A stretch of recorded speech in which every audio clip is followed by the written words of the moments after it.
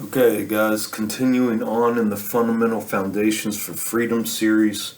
We went over abuse. The most important thing, we got to understand these definitions of what things are. We have to have that solid foundation of what these definitions are in order to be able to see the pervasiveness of this in society and our constructs that we live in, whether cultural or social. We've already gone over recognizing and accepting. First step, extremely important. If you're not willing to recognize and accept and you're just going to justify and excuse everything, then you're on that hamster wheel. You're just wasting your time. You're spinning in circles. It's called insanity. We went over reclaiming your authority, went over what authority is. We looked at the fundamental of what that would mean, reclaiming your authority. Today we're going to go over detaching, quit idolizing, and worship. Okay? You see that? Detaching, quit idolizing, and worship. That's going to be step 3 in this. So again, we're going to start off with definitions because we have to know what we're talking about in order to be able to proceed. And have a conscious knowledge of what these words means. That way we're aware, because all of this is about being aware and present, constantly present in the now, and aware of everything, every thought, every feeling, every emotion, and being able to dissect it and be our own investigator. So we have to understand what these words mean. They got to become part of our vernacular. They got to become part of our everyday life. Because this is our checks and balances. So to detach means disengage and remove it. Okay, whatever that it might be, disengage and remove is to detach. Leave or separate oneself from. Okay, so you were with that group or associated with something, and now you're going to remove or separate yourself from it. Worship. Adoration or devotion shown toward a person or principle. Again, worship means adoration or devotion shown toward a person or principle. It also means to regard with great or extravagant respect, honor, or devotion. Okay? Idolize. Admire, revere, or love greatly or excessively. To idolize is to admire, revere, or love greatly or excessively. And again, we have our mind slave box up here. I moved it up some so we'd have more room at the bottom down here. But again, anytime you try thinking outside the box, again, this is your contained programming that started at birth and was reinforced your whole life in every aspect of the social hierarchy and every aspect of socialization, cultural constructs, etc. You have been inside a contained programming, and everything that you know and everything that you do is built out of this mind slave box that they have you in. Outside of that box, there's no access. It's not allowed. No trespassing. If you do go outside that box, society considers you an outlaw, a rebel, crazy, an outlier, and all kinds of other things that you'll be ridiculed and scorned, and the group think, the mob mentality will come after you. It is unacceptable to go outside that box because in order for these constructs and social systems to work of control, they have to have their rules, their laws, and everything else that governs. Again, govern means to control. That governs what you think, which therefore governs how you act, how you behave, right? Okay, so what exactly do we need to detach from? What do we need to quit worshiping, and what do we need to quit idolizing? What are we idolizing and worship? We have to, again, recognize and accept these things for what they are. What are we attached to? What are we worshiping? What are we idolizing? Okay?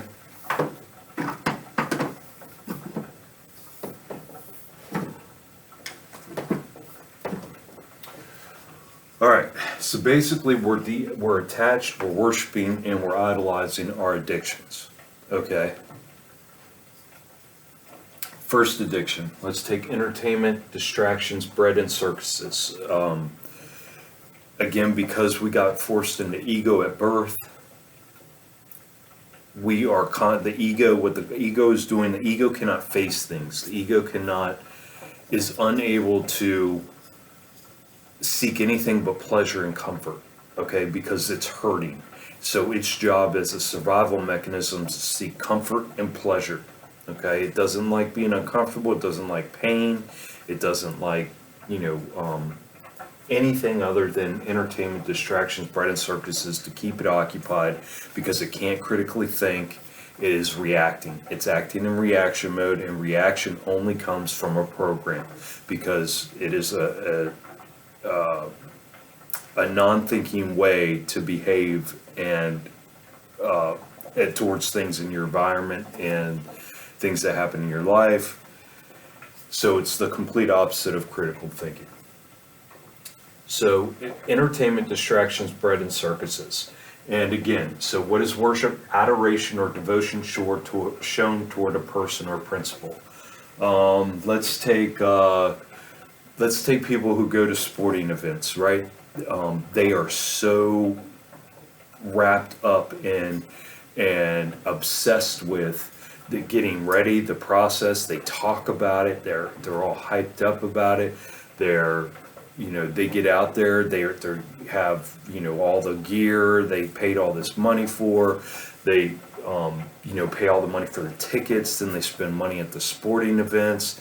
And they spend hours there worshiping, these grown men or whatever type of sport they're into, but, grown men in tights playing with a ball or whatever. It's ludicrous when you really think about it, right? So that would be adoration or devotion shown toward a person or principle, and you can apply that to every other kind of entertainment, distractions, bread, and circuses. You can apply it to, singers or actors, how people, idolize them. They admire, revere, or love greatly or excessively. They know all about them. They know their birthdays, they know how many kids they have, know how old they are, know how many siblings they have, know where they grew up, right? All of these different things, how all the different movies they played in, all the songs that they made, how many Grammys they won, right? They know all of these superfluous bullshit facts about these people. And the whole point of this is, to heal, because this whole journey is healing and becoming whole. What we're doing is we need to establish a foundation that we can build off of to be a whole individual. And we cannot be a whole individual if we have these addictions and we are spending all that time, attention, energy, and focus on these entertainment, distractions, bread, and circuses, things outside of ourselves.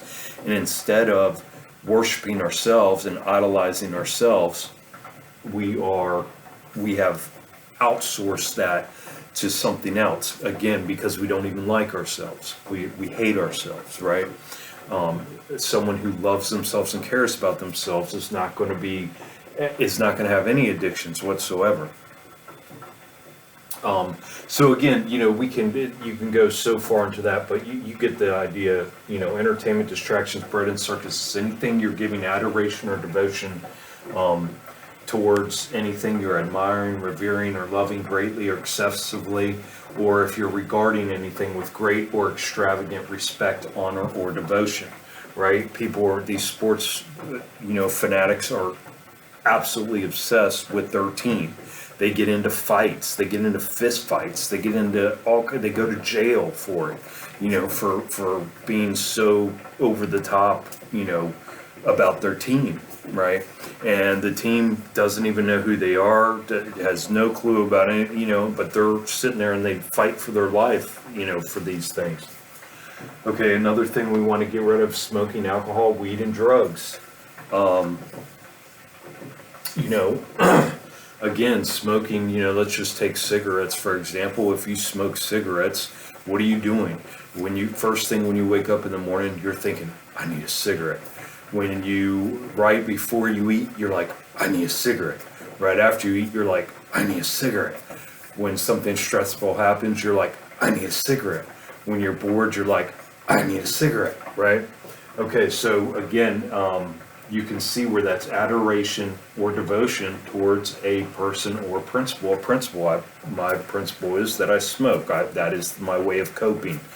And you're showing adoration or devotion. You're paying, what is it, $8 a pack of cigarettes now. Most smokers smoke at least one pack of cigarettes a day. So you're spending $8 a day. That's $250 a month. Just to smoke a cigarette. That money goes towards, these large corporations and industries that, again, make their money off enslaving people. And you're also poisoning yourself at the same time. Same thing would go with alcohol, weed, any of these things that take you out of your natural state of being. It's all a coping mechanism. It's all running away. It's all finding something else to worship because you don't think you're worthy. Okay, and that's a problem.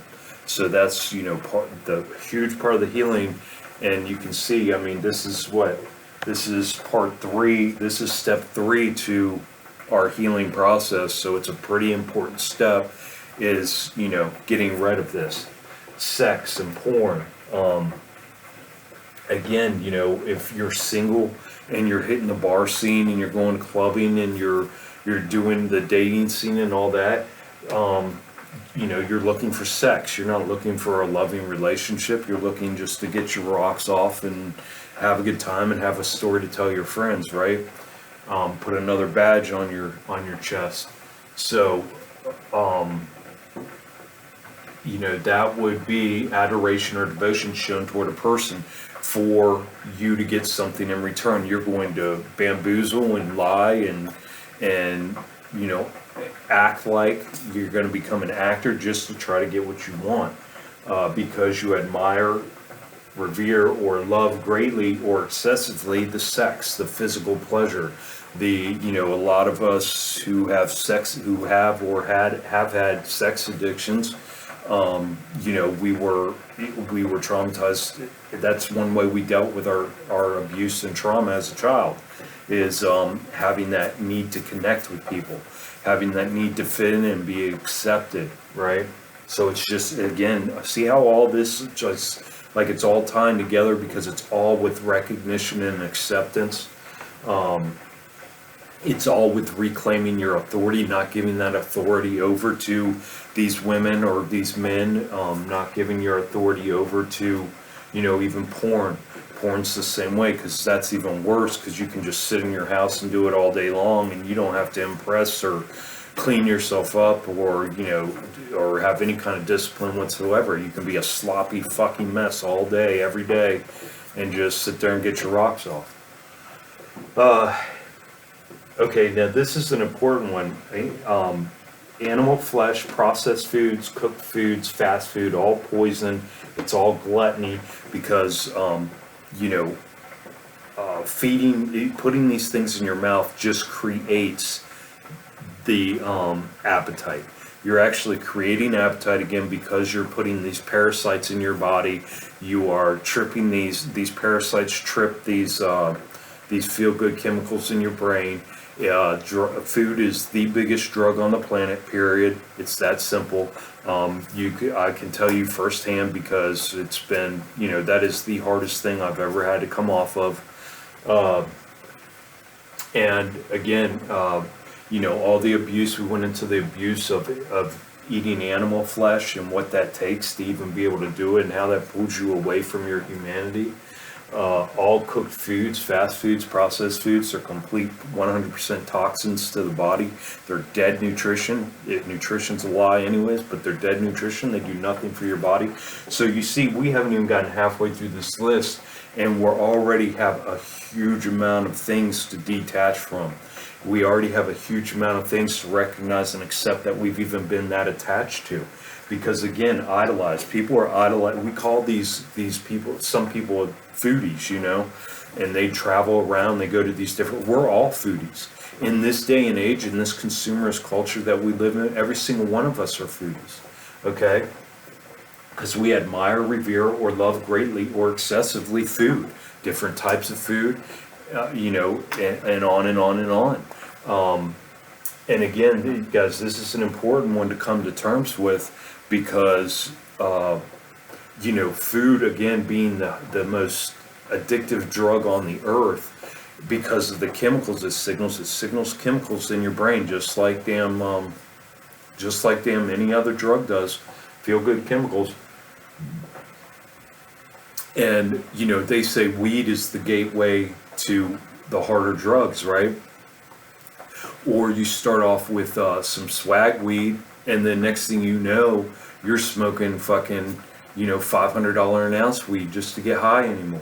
And you're smoking blunt after blunt and fucking, as unbelievable amounts of weed to get high anymore. It's the same thing with foods, guys. That's why we're constantly switching up our foods. Not everybody. Some people can, smoke that mid-grade weed their whole life and be fine and happy and dandy with that, and they're good to go. Just like with food, some people can eat pizza for the rest of their lives until they die of cancer, and that's all they wanted. But for the majority of us, we need to hit that different taste, that different texture. We need to hit all these different things, So food is the most diverse drug to be addicted to on this earth too, because there's so many different types. There's Mexicans, there's Chinese, there's fucking Italian, there's American, there's, all of these different types of food. I mean, it's non-ending. Every culture has fucking 100 different types of foods. Again, the extremely, this is a bad one for a lot of people. Politics, news, global events. And again, global events, I just want to tell you guys, to believe anything out of politics or news or global events, it takes faith and belief. You have to rely on somebody else's word that this is what's going on. That's why you can sit there and listen to Democrats, they'll tell you one story, and then you can sit there and listen to Republicans, they'll tell you another story. It's all lies, it's all bullshit, it's all to keep you distracted, it's all to keep you attached and keep your idolization and your worship going towards these systems, right? Everything focused outside of yourself. Exercising for ego. Exercise, movement around is fine. Exercising for ego, like these women, you see them in their, what are those called, yoga pants, and they got the big old balloon booties now, and that's the thing for these women to have these fat ass thighs and these big ass butts, and they show them off, and they sit there in the gym with their little cameras propped up and shit. That kind of exercise, that's got to go. Again, that's idolizing, admiring, revering, or loving greatly or excessively your body, your physical body, to a way that is unhealthy, right? If you're a man and you're, working out and you're looking in the mirror going, and then you sit down and you do a 400-pound bench press, 6 reps, and you're like, yeah, look what I can do. So not only are you idolizing your physical body through ego, again, in an unhealthy manner, because we're never meant to do these types of things. That's completely unhealthy for the body. But we're doing it completely out of ego. We're doing it to, for other people's approval, to get propped up by other people.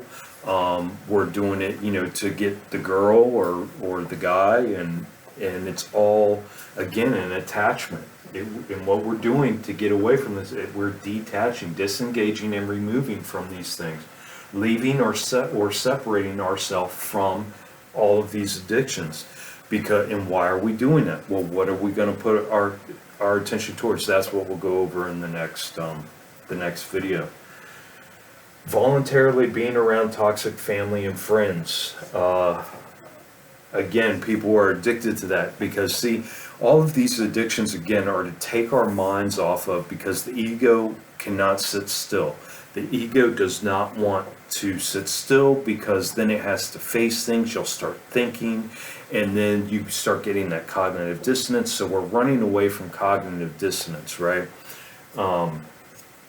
And a lot of us, a lot of people who have, big families, or they, a lot of these country families out here, you know, who have all their aunts, uncles, everybody's living on all these farms around, next to each other, and they all, close-knit family. Well, it doesn't, just because they're close-knit family, and they go, family means everything, doesn't mean that their family's not a toxic family system. 90% of them are completely toxic, you know.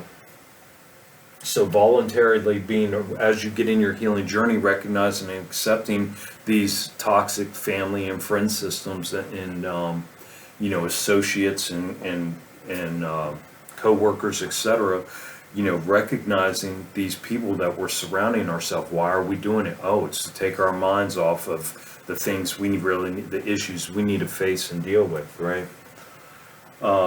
Money, of course, money's a big one. People worship money. They completely worship money. Adoration or devotion shown toward a person or principle, the principle of monetary value.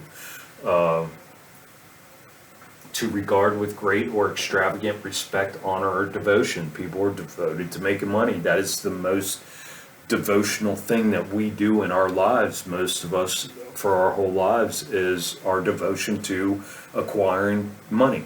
And then we come up with, again, the unhealed man, the unhealed woman justifies and excuses that immediately and says, well, you gotta make money. Well, I gotta pay bills. Well, I gotta have a car. No, that is all reactionary. Again, it's all reactionary from the mind slave box, justifying. You have to justify because you got that cognitive dissonance, and you sure as hell don't plan on changing your ways because you have no idea what that is, and it's too much, too much is involved in trying to figure out how to do that.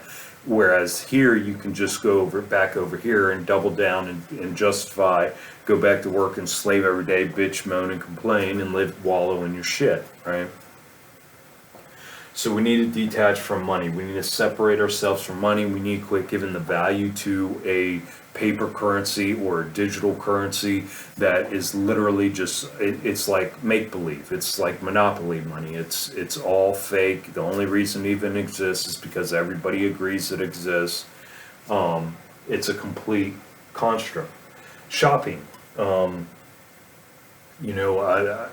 a lot of people that are completely addicted to shopping. Again, these are all distracting you from yourself. Completely addicted, idolize shopping. They love their purse. They love their new dress. They love their, new car. They love their possessions, right? And don't forget, guys, possessions. What you possess possesses you. So all the things in your house, look around your house right now, look around your room, wherever you're sitting in your house, and look at all the possessions, look at all the things you own. Every single one of those things owns you. And how does that work? It owns you because it owns your time, attention, and energy and focus. Maybe not consciously 24/7, but in your subconscious, you realize that you own it, you have to take care of it, somebody might steal it, and on and on and on and on. That's just the way it works. It drains your energy. Material possessions, house, car, etc. Again, some people, I do work for people and their lawns are so manicured. I mean, you could take a magnifying glass and there's never one blade of grass that's longer than others. There's not one tree that isn't perfectly, or bush that's not perfectly shaped and surrounded. There's not one chip in their paint on their whole house. There's not one, shutter that's slightly cockeyed to one side. Everything is perfect. They worship, they idolize, admire, revere, or love greatly or excessively. That is excessively. Your home is just supposed to be shelter to keep the rain off of you and to keep warm in the wintertime and hot in the summer, or, whatever, cool in the summertime. It's not to sit there and keep up with the Joneses, and again, through your ego, again, building up that ego in return is going to obsessively, compulsively, have the desire to occupy itself with this superfluous shit. Religion, invisible gods and entities. Again, a lot of people are completely obsessed and worship, and are in church, 4 times a week, like Wednesdays and Sundays, they'll be in there all day doing events on Saturdays, right? So they're completely obsessed with their religion, which also falls into groups. The next category is groups. People just want to belong to a group. Again, they can't be alone. They have to have that group. They are hurting so badly, and they know when they're alone, they have to face the monster under the bed, and they don't want to do that. So they would rather believe when they're alone that there's some invisible God or entity and make believe and live in that fantasy land and put all their time and attention into that. And then, man, this is a really important one. That's probably for most people watching this video, because these are pretty obvious for most of us. But this one here is the one that'll get you. This one here is the devil's trap. The devil's in the details, right? Knowledge seeking. That one is such a trap for so many of us that, we just fall head over heels into that one. But we justify it. Again, if you ever find yourself justifying your behaviors or excusing your behaviors without critically thinking about it, you just go, well, I gotta do that. Well, what's wrong with that? Well, everybody does, those types of mindless reactions, instead of critically thinking and having a reason for why you are exactly going outside yourself for knowledge. That will get you guys, and that is one to be so aware of, because that's what we do. This whole journey is about learning to trust yourself again. Again, we're running off these programs up here, and these programs up here taught us that we were nothing, that we were born stupid and retarded, needing to be taught in these abusive and traumatizing manners how to, eat, sleep, shit, how to fucking think, how to fucking play games, how to, get along, how to fit into toxic environmental and cultural structures that are non-conducive to biological life. So we've been degraded. Everything about that box is to degrade us in order to hold us under the thumb and keep us attached to all of these addictions, thereby, continuing that separation of our authentic self and our biological being, which our authentic self is a soul being, a light being, occupying a highly advanced physical avatar. And that ego's job, acting as a proxy, stand-in for the soul that's running the driver's seat of this body here, is to distract, your mind from your issues and your problems and solving your shit and critically thinking and recognizing and accepting these things, because the ego lives in fear. It lives in lack, desire, fear, worry, doubt, all of these needing, clinging, right? That's ego. And that is the only reason why we go outside ourselves to seek knowledge. As we get further along in this healing, you will find that you are extremely less and less no longer going outside yourself, sitting with these questions, sitting with these things, realizing that, okay, I just started my healing journey, and why am I worried about where humanity came from when I got 100 problems? You sit down, write out all your issues that you're facing right now. I got 25 pressing problems that need attention right now, that need my full attention. Why am I running out there and watching things on Tartaria? Why am I out there watching things on the resets? Why am I out there watching things on UFOs? Why am I out there watching things on esoteric knowledge? Why am I doing this? Oh, it's to distract myself. Oh, the ego's getting me again.